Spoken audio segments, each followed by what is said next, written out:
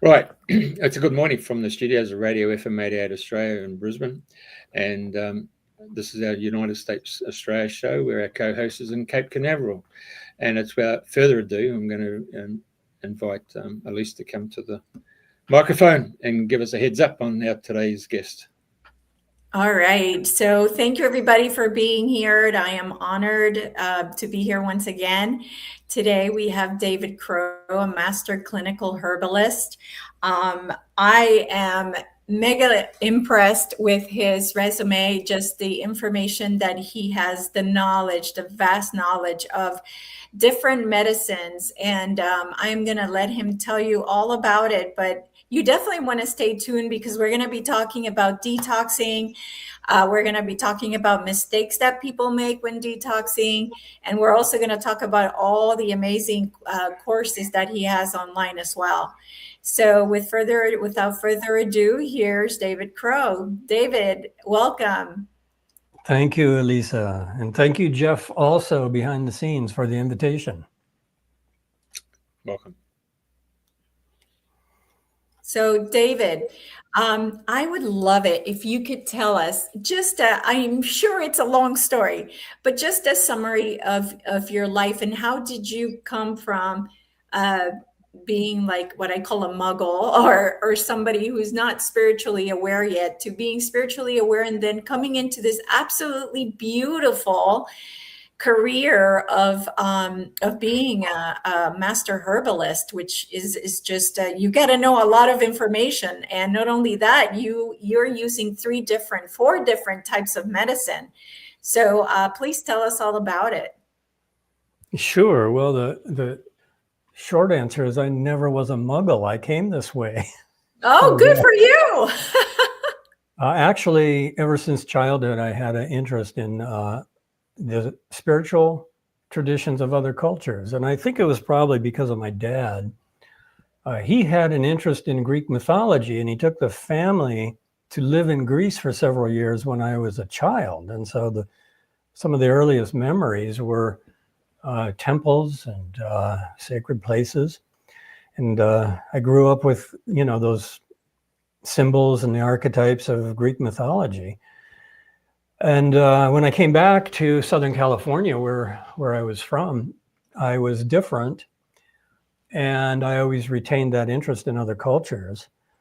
So I left American life relatively early, and I went traveling all over the world as a teenager, actually, and went through Central America and encountered indigenous shamans and curanderos and curanderas and plant medicine, when I was 18 and 19 years old.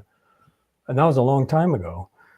And then when I came back to the US again, I was very interested in these traditions, but there wasn't anything. This was long before the internet and long before all these teachings were arriving. So I started studying on my own and discovered that there was an acupuncture college that was going to be opening up in the early 1980s in San Francisco. And so I attended that college. I was one of the first Westerners to get trained in Chinese medicine in the West. And in that training, I was exposed to the history of Taoism and Qigong and herbal medicine and acupuncture and so on. I went on to become a licensed acupuncturist, practiced in San Francisco, but I wasn't very satisfied with the level of training. It was just coming to the West. It was really simplistic. So I met around that time a very important spiritual teacher, a Tibetan Buddhist yogi, Kalu Rinpoche, who was the real thing. He was, he had spent many, many years as a practicing yogi, meditating in the snow in the Himalayas. And I was quite impressed when I met him, and I became his student and spent quite a bit of time with him. And he encouraged me to study Tibetan medicine and learn about that tradition. And so I did. I closed my clinic in San Francisco and I just moved to Nepal. That's where he suggested. And so I packed up everything and I just went to Kathmandu, and I had no idea what I was going to find. But within a week, I found my teacher of Tibetan medicine and the only translator in the entire country who knew both Tibetan medical language and English and could translate for me. And so I spent a year with Dr. Ngawang Chopal, and then I went back 6 times to study with him further. And I ended up being his only Western student. And I was one of the first Westerners to actually receive education in classical Tibetan medicine and also Ayurvedic medicine, starting in the 80s, actually. I studied in the Himalayas throughout the 80s and the 90s, and then went and studied many times with different teachers in India after that. And so I was also in clinical practice, coming and going from these places. And so I was bringing all of this herbal knowledge and training from these teachers in the Himalayas primarily, and importing the herbs and the formulas and using them in my clinical practice.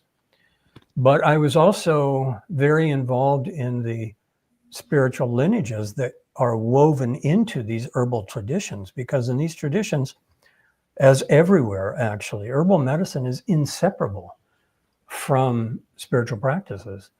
And so in the Himalayan tradition, Chinese medicine, Taoism, it's interwoven with Qigong and Taoist alchemy meditation practices. And in Tibetan medicine, it's inseparable from Buddhism and Buddhist Tantra practices specifically. And Ayurveda is inseparable from the Vedas and from yoga. And so I was very interested in the parallel spiritual lineages that are all woven together with the herbal traditions. And so there are really amazing things about how herbal medicine has been practiced forever, actually, because you can look all over the world, and it's in the Amazonian traditions and herbal traditions everywhere. When people harvested the plants, they prayed and had ceremonies and gave thanks. And when they made the medicines, they recited mantras. And when they were treating people, they had spiritual practices and meditations. And the doctors are trained how to meditate and develop compassion. And there's all of these very, very deep and profound links between spiritual practice and herbal medicine. So that was really my primary interest, was those two things. So I spent quite a lot of time studying not only these medical traditions, but in meditation retreats with a lot of teachers also. So all of this has culminated over many years to where I'm at now, which is that I am in clinical practice still after 40 years. And I am basically just very grateful that I received all this information directly from those teachers, directly in person. And most of those teachers are gone now. They were old when I was there, and they're gone. And so I feel very fortunate to have received these teachings and to have the opportunity to practice medicine with what they told me, and to also practice these spiritual practices. So that's, that's about as short as I could do, I guess. Yeah. Wow. So I'm just, it's like going on a journey here with you. So to me, of interest is definitely all that knowledge. What do you find that's similar, and what do you find that's different? And then how do you bring it all together? Well, that depends how you are defining similar and different. Now, classical Asian medicine is fundamentally similar all over. Chinese medicine is very similar to Ayurveda, and Tibetan medicine is very similar, and Persian Unani medicine and Greek medicine, Greek ancient medicine, all these medical systems, they're similar in the sense that they use plants. Plants are the universal medicine, and that is universal in all systems. But in Asian systems, there's also a cosmology. And the cosmology is what defines the use of the plants. And so in Chinese medicine, we hear terms like qi, life force. And we find that term also in Ayurveda, prana, life force. And so we see that there are common principles and concepts of cosmology, qi and prana, or the 5 elements, earth, water, fire, air, space, these kind of things. And this is an old way of understanding nature as it's operating inside the body. Now, a lot of those diagnostic techniques were very important at those times. Now, my practice is really integrating a lot of that classical medicine, classical thinking, classical concepts into modern medicine, because there's diagnostic methods like listening to the pulse and looking at the tongue and things like that.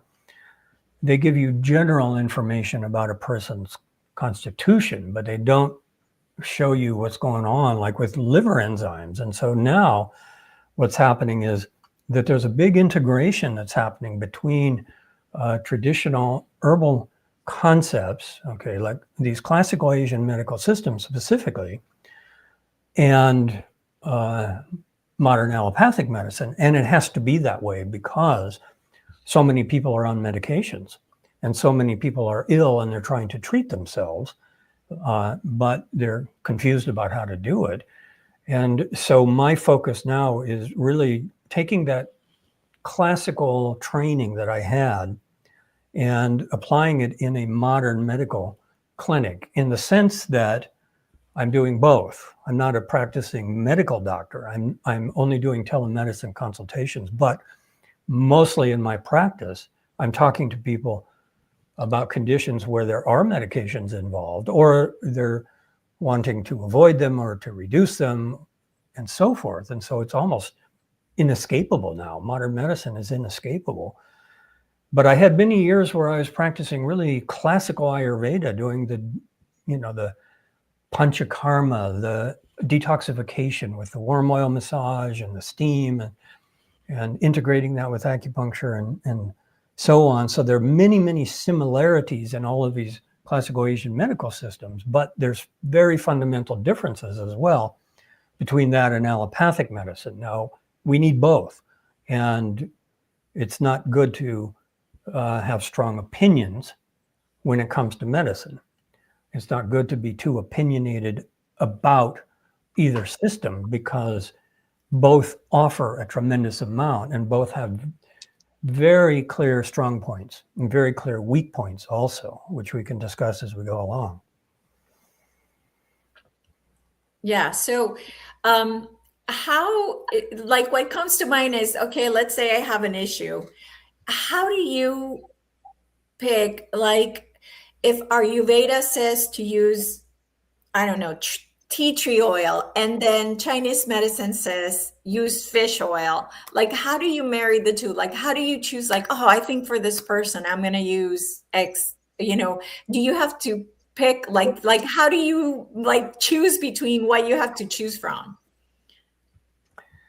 Well, I start with the individual and I gather as much information as I can in the first consultation. Now, just that by itself is kind of different, because a lot of doctors don't have time to actually delve into a person's history. And it's very common for people to have a presentation. They come to the clinic and they have a problem. But then when you start to look at the history, you can start to connect a lot of dots about what happened, at this age and then before that. And then what we see is that if we put together a chronology, it's very common to see that a person took a lot of antibiotics in childhood. Well, that kind of set them off in the wrong direction as far as their gut immunity, okay, and immunity in general. And then maybe after that, they ended up with, pretty severe infection of, mono, Epstein-Barr virus, like in high school or college. But nobody connected those dots. immune weakness and antibiotics in childhood. And then the person has chronic fatigue syndrome that's bothering them through their 30s. And then the viral load starts to work on other levels. And then, the pandemic comes along and a lot of people got hit with COVID and got the vaccines, and both are pro-inflammatory in nature. And nobody is looking at the cause and effect of what has happened over the last 5 years. Okay. And so a lot of people are going to clinics and they have this history. And then, for women, there's birth control pills, and then there's menopause, and there's all of these things that add up. And at a certain point, they might, start taking, go on a medication for anxiety or something. And they don't put together that the medication for anxiety, like a year later, is giving them migraines. And so they're seeing somebody for migraines. So that's what I do at the beginning, is I do a complete chronological health history. And that's a revelation for people. And people have never actually done that for themselves. It's a basic practice that I recommend. Right. Put together your health history and connect all the dots. And then a lot of times people are on medications, but the doctors don't tell them what these medications can do or might do, and they don't research it. And so that responsibility comes to me, and I just tell them, go to drugs.com and put in that Xanax and take a look at, what that can do to your liver. Okay, well, maybe that's why the liver enzymes are high. And so I do a lot of detective work with pharmaceutical drugs, and that's a revelation for people also. And so that's what I'm calling clinical level self-care. We've got to get involved and take care of our health now at a completely different level than previously. So that's how I do it. That's how I do it. Extensive historical background. And that also includes people send over their lab tests, and we talk about that. Now, I take all of that and I use that as the primary starting point. But then when it comes to the treatment, what I do is I work primarily with herbal medicine, but it's based on a real clear understanding of this whole health history and where the problems are that I am using allopathic diagnosis to get at. So that's how I work. Oh, wow. Okay. So as you are looking at, no, this just reminds me. Okay, now I remember what I was going to tell you. In one of the videos that I saw, you also mentioned that childhood vaccines, as well as something additional that you also look at to make your assessment as well. I know that you mentioned the COVID vaccine, but also the childhood vaccines is also something you look at as well, right? I look at everything, and I have no opinions about any of it. Right. I'm not pro or anti anything, because this is just the nature of our society. Okay. And we have all of these pharmaceutical drugs. They're part of many people's lives. And we have vaccines, and they're part of many people's lives. Yeah. And we have all these dietary things that are, healthy or unhealthy. And we have all these environmental toxins. We have all of these things are all part of life now. And so I look at cause and effect. What I'm trying to understand when I talk to people, what are the major influences? Now, sometimes you can see real clear cause and effect. Okay. I had COVID, and now I have symptoms of long COVID. Okay, well, that's pretty clear cause and effect. And therefore we say, all right, well, what do we know about long COVID? And what we do know is that there are many herbs and herbal treatment that can address the symptoms of long COVID. And so it doesn't matter what is the pathology, because that pathology of long COVID can come from other types of viruses as well. And it can come from burnout, and it can come from, an unhealthy lifestyle. People get chronic fatigue and post-viral syndromes from other things other than COVID. And so what we're trying to do is just determine what is the primary pathology. And it's generally fairly simple. There's inflammation, there's liver toxicity, there's gut microbiome dysbiosis, there's gut-brain axis issues, there's emotional stress, and all of these things. I mean, You talk to people in this clinical context and you hear everybody's unique, but everybody's got basically the same problems.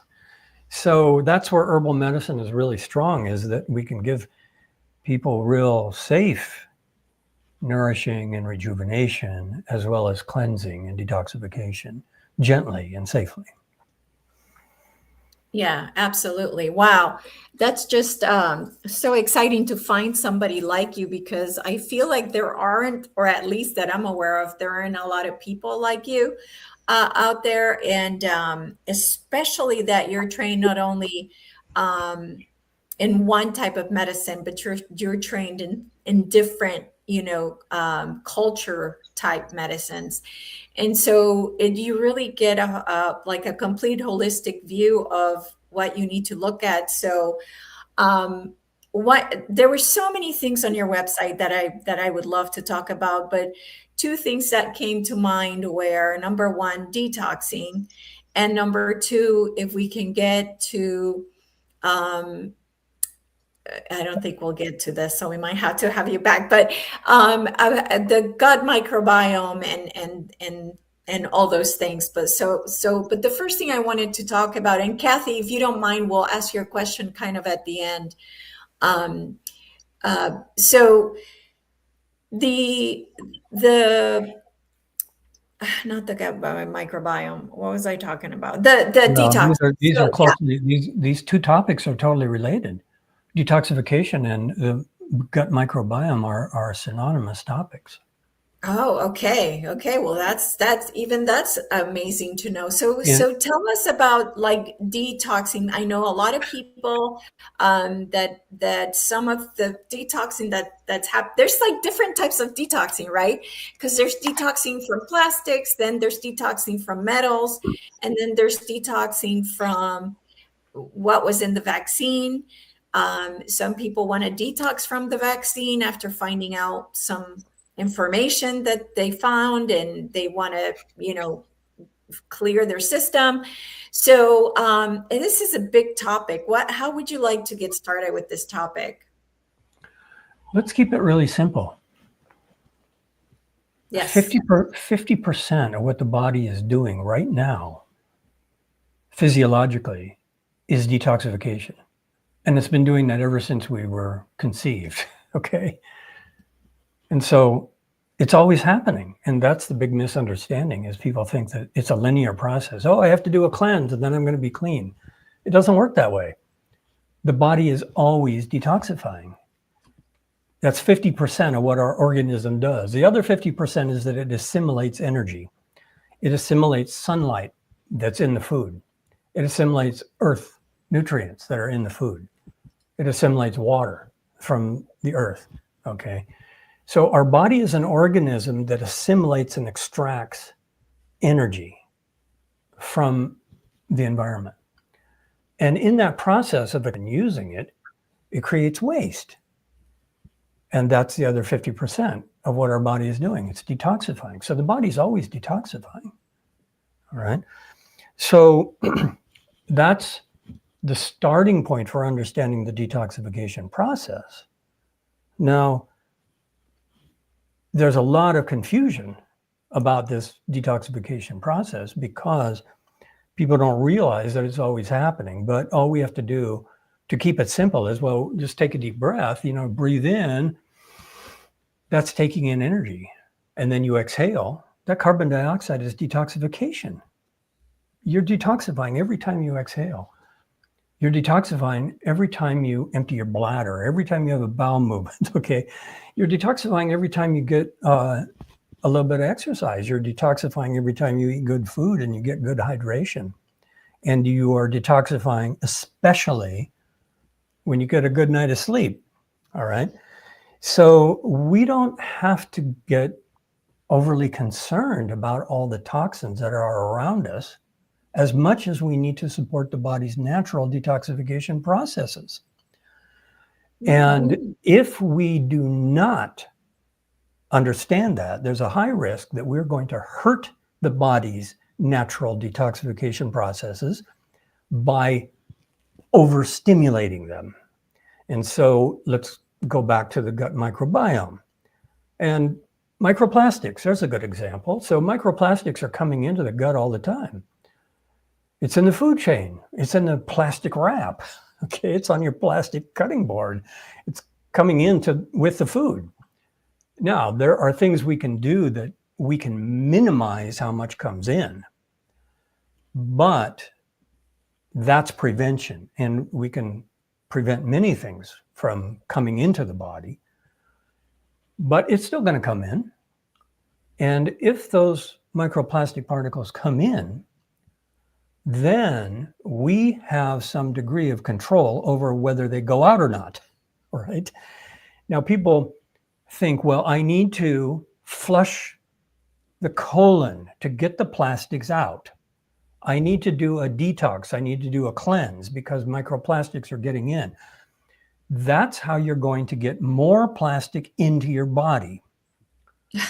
How is that going to work?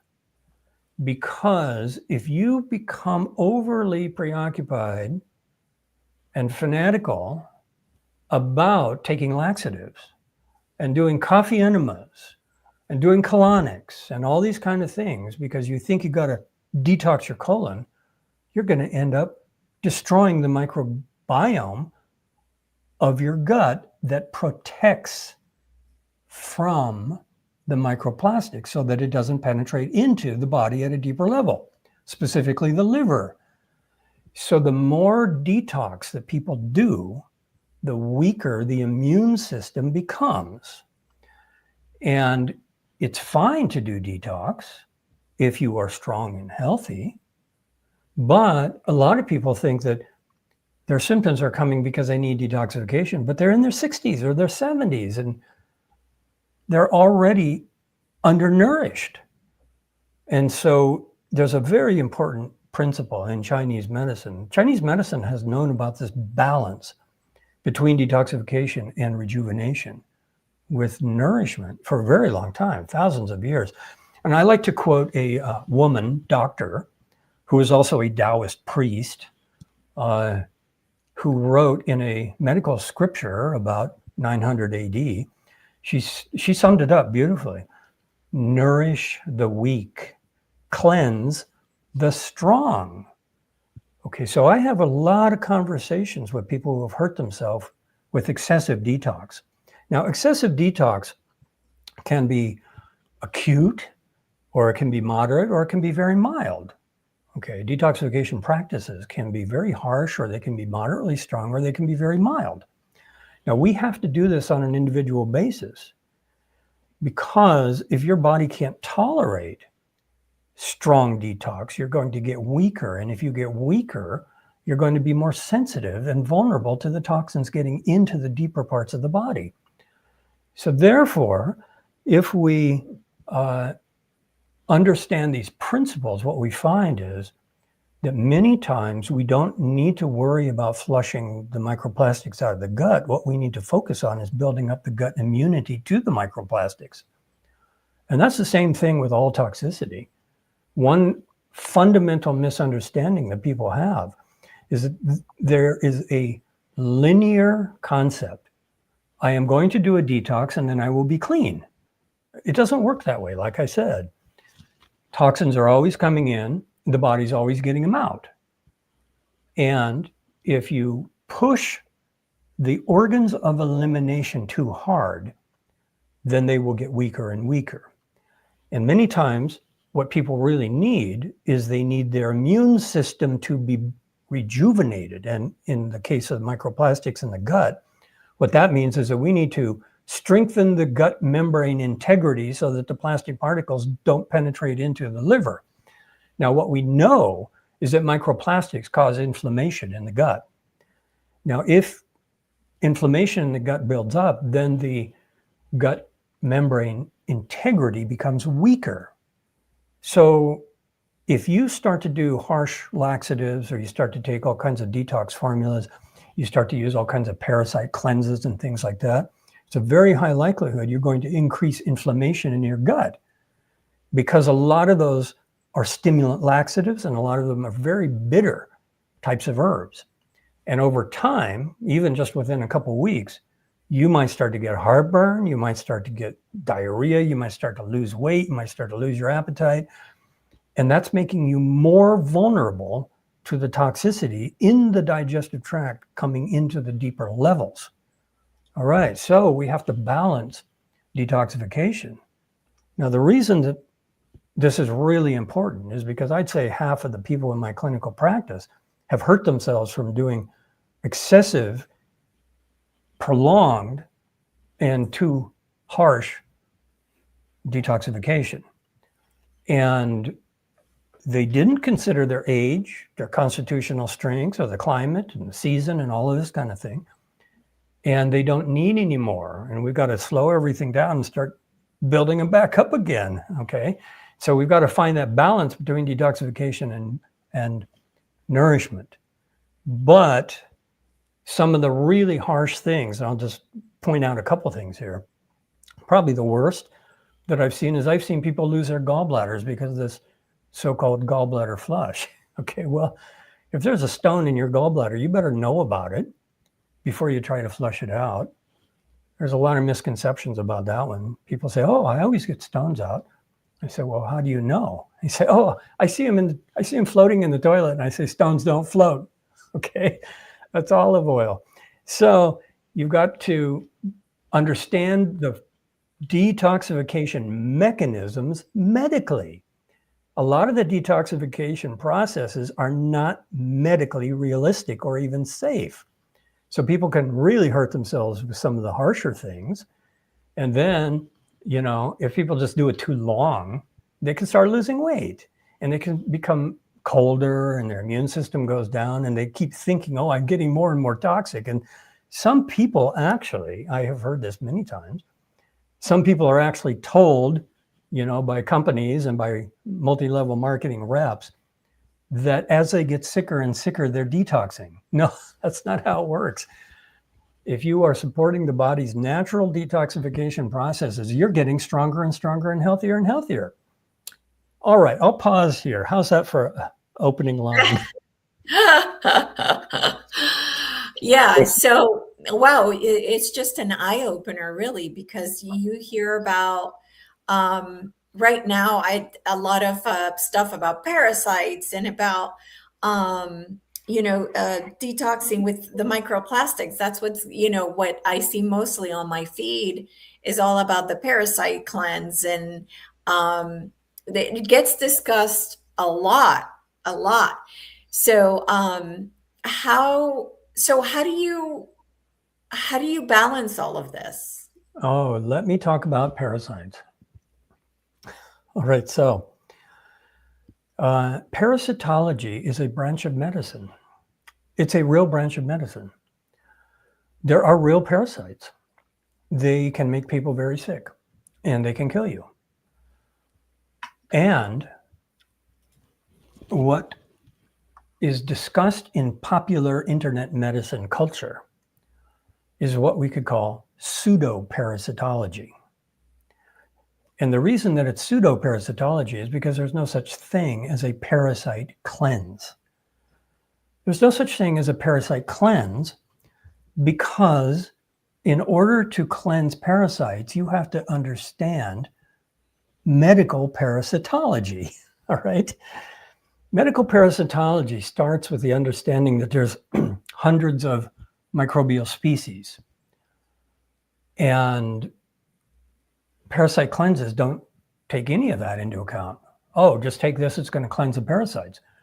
Well, there's hundreds of species, okay? Some attach to your duodenum, upper GI tract.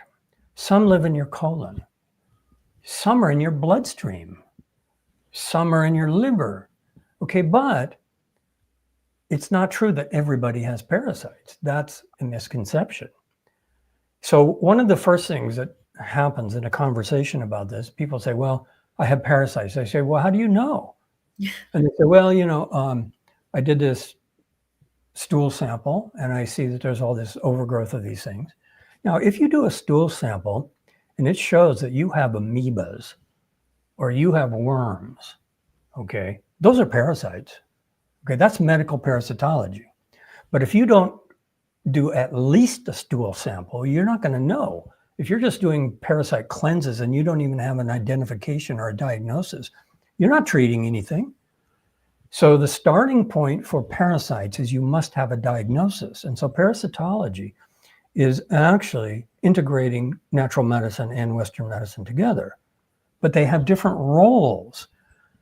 So for parasitology to be relevant and effective, you must first find out if you have a parasite. Now, many people think they have parasites because they have digestive problems, but there's all kinds of reasons people have digestive problems other than parasites. And if they start attacking parasites without even knowing if they're there or not, there's a high likelihood they're going to make their digestive symptoms worse, okay, because the gut's already stressed out. And those herbs are really bitter and harsh and laxative. So people are attacking all kinds of things in their stomach and they don't even know what's there. Somebody told them you have parasites. Well, my suggestion is, why don't you track it down and see what you got? Now, here's a clue. If you go to a part of the world that's unhygienic and you're living in some unhygienic places and you get a feverish diarrheal disease, some symptoms like that, you might have picked something up. And if your digestion was good before that and then it was ruined after that, you probably picked something up. So then what do? Then you use Western medicine and you do some stool samples and you find out if there's an organism there. And you can confirm this by looking at the blood work also. All right. You're not going to make any progress with this unless you really track it down and really find out if you have a parasite. Now, if you have a parasite, well, it's good news and bad news. You found it, but the bad news is now you got to treat it. And most parasites are really stubborn to get out. And that's another reason why parasite cleanses are not really that effective, all right? Because real parasites are a pretty difficult medical condition to deal with a lot of times. Now, that doesn't mean that people don't get benefits from parasite cleanses, but the benefits that they get probably aren't from cleansing parasites. Probably what happened is if you had some digestive symptoms and then you took a parasite cleanse and you felt better, those herbs helped your gut function. All right. Now, if you identify a parasite and it's a typical parasite that's pretty stubborn to work with, you can try treating it naturally. Sometimes you can help the body get rid of it. Sometimes if you boost the microbiome again of the gut immunity can help to self-clear parasites. But frequently that is not the case. And so in medical parasitology, what has to be done is first you identify it, and then frequently people have to take a medication to knock it out. All right, well, that's not so nice either. But that's where natural medicine comes in, because natural medicine is not strong enough to knock out a lot of parasites. Strong enough to irritate your gut, but not strong enough to get rid of them. And so therefore, it's a perfect example of integrating allopathic drugs and herbal treatment. Because if you know the parasite, if you've got amoebas, all right, you better treat it carefully with a parasitologist. If you got roundworms, well, you could knock it out in a couple of days with a standard worm medicine. But then what? Then your gut immunity is affected. And that's where natural medicine is really strong. So that's where we see that sometimes we need some drugs to knock some things out because the herbs won't do it. And that includes a lot of infections, okay? Antibiotics are still the gold standard for treating a lot of microbial infections. And I will tell people if an infection is just raging and the herbs aren't working, you better go take the antibiotics. We have to use these stronger drugs if we need them for medical purposes. But then what? Then we use the herbs to build ourselves back up again. All right, so that's the story with parasitology. So I see that Debbie was asking about biofilm, and I'm not sure if that has anything. Does that have to do with parasites? Biofilm? Biofilm is just a physiological phenomena. It's kind of a trendy topic. You Oh. wake up in the morning and you got, your mouth feels sticky. Well, it's biofilm. Okay. So, your plaque, you got periodontal disease. You got to go get your deep cleaning every 3 months. Okay. That's biofilm. All right. It's just a normal part of the body.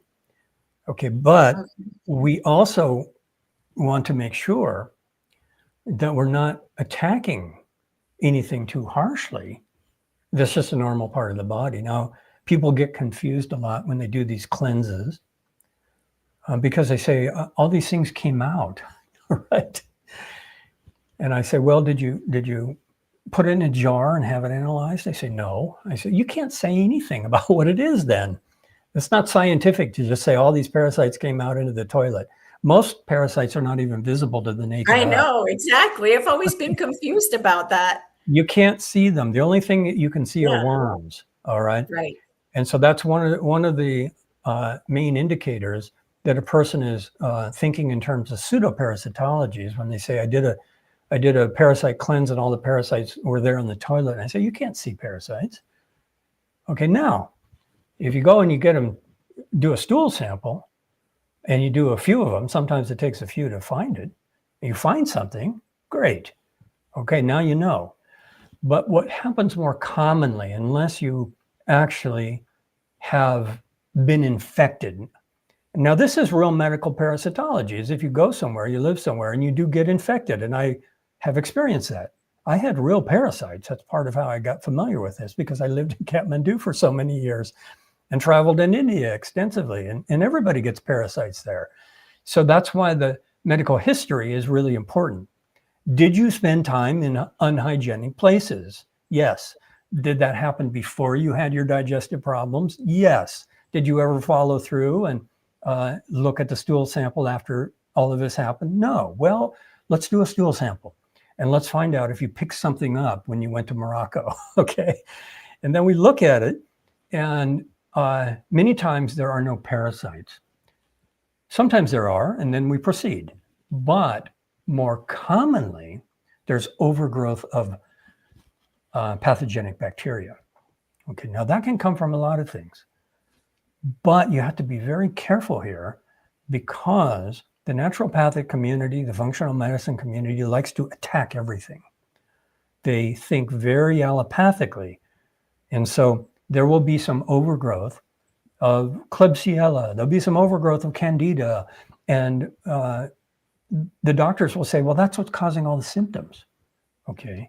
But that's not true. The overgrowth, for the most part, is a side effect. It's a symptom of weak gut immunity. And the more you attack, the more nystatin you take for the Candida, the weaker your gut's going to get. And the more berberine you take, okay, the weaker your gut's going to get. You have to be very careful about allopathic thinking in natural medicine. And so many times we do not need to attack. We need to build gut immunity so that it can protect itself. Now, this is true for a lot of things. It's true for heavy metals also. People can really hurt themselves trying to detox heavy metals. And that's really complicated. And it takes us to an entirely different definition of detox. Shall we cover that? Yeah, well, definitely we need to at least address it just a little bit. All right. So I'll give you the definition of detox. It's totally different. All right. Now, we live in a toxic world. We always have. And people have always gotten sick from toxins, microbial toxins especially. Okay. And heavy metals have always been there. They've been there, a million years of Homo sapiens existence. There have been heavy metals. So there's a psychological aspect to all of this as well. And that's to understand that we're never going to be clean in a toxic world, but we can be strong. That's the difference. And the more we try to clean, the weaker we're going to get. And so we have to build. And like the priestess Hu Yin said, nourish the weak and cleanse the strong. So if you are up to age 50 and you have a strong constitution and you have something that needs to be detoxified, great. If you're over 50 and you're getting weaker, you got to start easing off on the detox and start increasing the nourishment. But here's another thing that's really important. The most important toxins are not coming from the outside. The most important toxins are not microplastics. They are not heavy metals. They are not parasites, unless you have a specific parasitic disease, okay? Or unless you are actually suffering from metal poisoning, all right? You are a gold miner in the Amazon handling mercury with your bare hands. You'll get mercury poisoning. Right. That's where detox is necessary. But the worst toxins are not from the outside. The worst toxins are from the inside. And so what are the worst toxins in our modern society? Cholesterol, sugar, inflammation. Okay, those are the three really serious toxins. And if you want to detox, you've got to start with that. Now, what's very amazing about it is that if you start to really work on your metabolic syndrome, you bring down your weight and bring down your blood pressure and bring down your cholesterol and bring down your sugar, you are detoxifying. You are detoxifying all those internally generated toxins that are coming because of deficiency, because your body is too weak. All right. So that's more important than focusing on the external toxins. And that's also really important psychologically as well, because what we really want to achieve is homeostasis. And if we have physiological homeostasis, then the body manages inflammation itself. And it manages the immune reactions to the toxins. And it manages all the physiological processes. And that's the goal. The goal is not clean. The goal is strong. And the goal is balanced. And so if we have strong vitality, strong immunity, and we are in homeostasis, we can live in a toxic world and have toxins coming in and going out and even getting stored in the body, and we're still going to be healthy. But if we try to overdo it, we will hurt that vitality and throw our homeostasis off and weaken our immunity. That's the essence of what I am telling people about detox. Wow. Okay. I love this. I really love this because this is about really trusting what we were given, right? This machine, this beautiful machine. And all we have to do is keep up this machine with good input and the machine will do its job. So I really just love the message here that it is our body that will keep us healthy. And if we keep, we have to help it though. Right, exactly. And that's what you're But saying. We have to know how.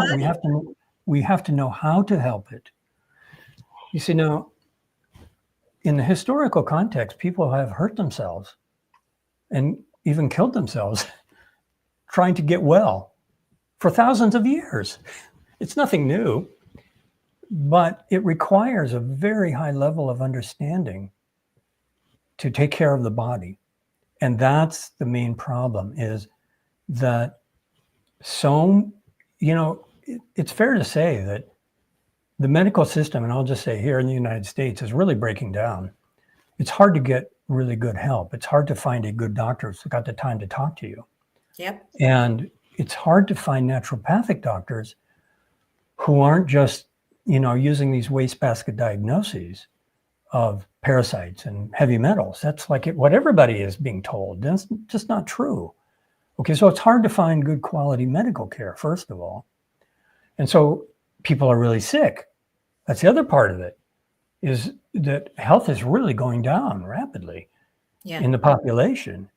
And you put those two things together, and it's no wonder that everybody is going to the internet and shopping and talking to AI and what should I do? And what's important to remember about internet medicine is that most of it is marketing driven. And therefore, if you look at what do I do about this problem, you're going to see these products, and the products are all going to say, everybody needs these. Now, here's something that I also do in my personalized approach in my clinic is it's pretty common that people will tell me, well, I've got 100 supplements in my kitchen. Yep. I said, well, how do you use them? They say, well, I take a handful here and a handful there on an empty stomach. I said, well, no wonder you're having digestive problems. So the majority of those things are not even relevant for what the person needs. And so we need to make it really targeted by understanding what do you need? And keep in mind that naturopathic and functional medicine is based primarily on nutraceuticals for supporting nutritional status, okay? But a lot of things in natural medicine also have the same problem that happens in allopathic medicine with the drugs, which is that a prescription drug can be very good for one thing, but terrible for a lot of other things. Yeah. So you take your statins, it's going to definitely lower your LDL, but it's going to give you terrible inflammation in your musculoskeletal system and contribute to your cognitive decline. But it's good for your LDL, okay? Well, the same thing has to be critically analyzed with natural medicine, because people can be told things like you need berberine, okay, for this or that. And it may be true, but that berberine might just tear up your stomach, okay? So therefore, we have to look at everything in much more detail on an individualized level. And who's got time for that? That's the main problem. So we're trying to solve complex problems with a lot of confusing information. And that's why I keep coming back to this term, clinical level self-care. We have to understand these basic principles, like your stomach is the boss. It doesn't matter how good that product sounds. You better test it and see if your stomach likes it or not. All right. Simple principles like that can take us a long ways in figuring out what works. Yeah, so that's a perfect intro, not intro, but what I wanted to discuss next, which is like what you offer on your website. So Jeff, if you can bring up his website, if you go to shop on the top, it'll say shop.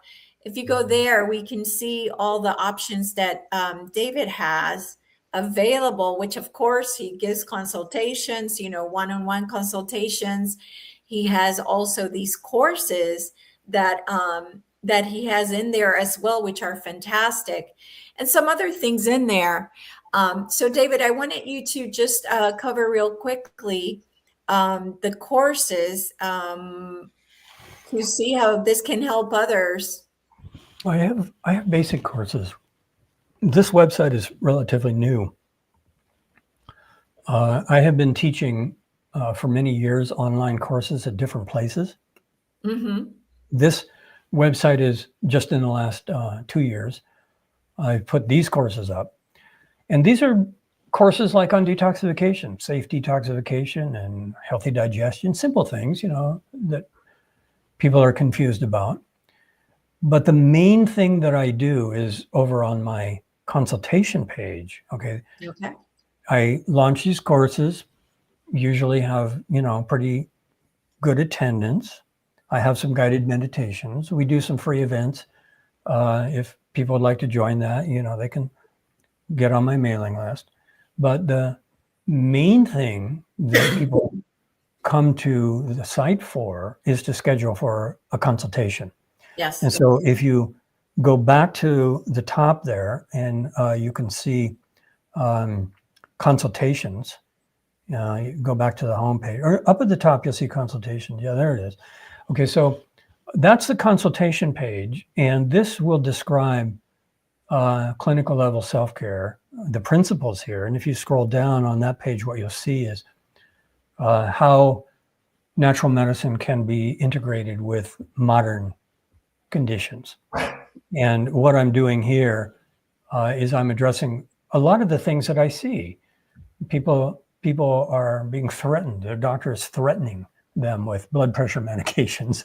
Okay, and I said, well, all right, let's try something natural for a little bit and see if we can get it down. And if not, then let's try using both. And the principle there is use the least number of prescription drugs as medically necessary and at the lowest dose. Because a lot of people are just taking all kinds of things. I mean, I've had people that are on 15 prescription drugs. That's not medically necessary, okay, for a lot of people. 1 or 2 may be medically necessary in an acute situation, okay? But we talk about how to use natural medicine in all kinds of ways, not just interfacing with allopathic medicine, but how do you learn to be sensitive to how the herbs are working in your body, okay? What is your constitution? What's the balance between nourishment and detoxification? What's your health history? All that stuff we talked about at the beginning. That's what I do. And, you know, it's very gratifying. It's very fulfilling. It's very complicated. It takes a lot of time. It takes a lot of time to do this, but you know, I have seen that this approach can have really good results, even in very complicated cases. And sometimes that means, you know, remission of a complex autoimmune condition, or something is really resolved. The person, you know, had this or that, and now it's gone. Okay, so natural medicine really works. You just have to know how to use it right. That's all. And if it isn't working for you, then it's just not the right thing. You have to find out why. So that's what I do. That's the consultation. That's mostly what I do. And then I have, you know, the events and my books and guided meditation audios and things like that. I teach a lot of herbal medicine integrated with spiritual practice because of one fundamental, amazing, miraculous thing that happens. And that is herbal medicine can be used to support our meditation practice. And it's always been like that. There's always been a role for herbal medicine to deepen concentration, to strengthen the brain, to help focus, to relax the nervous system. And so we can use herbs to support our spiritual practice, and we can use meditation to potentize the herbs. Because when you take herbs mindfully and you are really paying attention to them, you can really feel them. And you can magnify all those body sensations that are coming from that simple cup of chamomile tea. You can amplify its effects. So a simple cup of chamomile tea can become a powerful, powerful medicine if you take it with meditation practice and focus. And that is really an amazing thing, because if you are amplifying all those body sensations from the herbs that you're taking, that means that you are potentizing the herbs with your mind. So that's something that I teach. It's very fundamental. There's a specific course on just how to do that, actually. And I always what's that?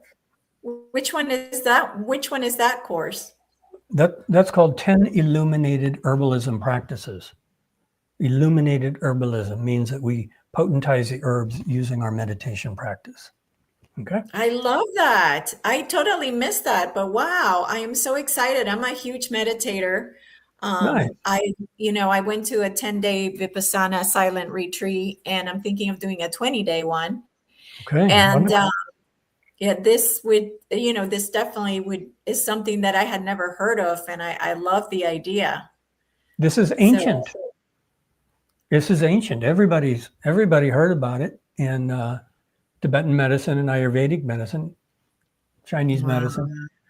You know, it was a normal part of the herbal practice. I mean, I saw amazing ceremonies that were just for blessing medicines. Okay, hundreds of monks gathered all together just to bless medicines. Wow. And then, of course, you know, in the Amazonian tradition, everybody is singing, you know, to bless the medicines. So it's a universal thing, and it works. There's something about the prana, the life force, the chi in the plant. That's a form of intelligence. You know, plants contain the cosmological intelligence of the earth. as different energies and molecules.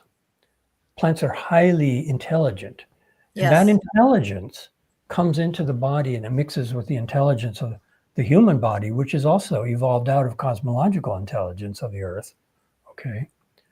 And so therefore, when we take herbs, we are actually mixing two kinds of cosmological intelligence, plant intelligence and human physiological intelligence together. And we're using the plants to support and balance the human physiological intelligence to help it restore homeostasis. But there is a very powerful effect, not just when those two forms of intelligence come together, but when those two forms of intelligence come together and the mind is present and the voice is activating it with sound and the heart is connected to it as well. And so when the human mind and voice and heart are all participating with that blending of plant intelligence from the universe and human intelligence from the universe, that's when we get maximum healing powers. Wow. Wow, that's fantastic. I am so excited about that. Thank you so much. I have learned so much today. You are just wow, it's just impressive the amount of information that you have. And thank you so much for taking the time to be here. I am so really honored to have had you and just the information that you carry. I hope that knowing that your teachers are not here anymore, I hope that you know, somehow get to save all the information that you know so that it gets passed on and maybe become a teacher to others, you know, of all this information that you know, so that this information is preserved for the future. Yeah, thank you. And, you know, I feel very grateful to my teachers and I feel a responsibility. So that is a big part of my spiritual practice in doing medicine is gratitude to all those teachers who gave me all of this teaching originally. Okay, now those teachings were all from the classical systems, but it's a constantly evolving process of understanding these things.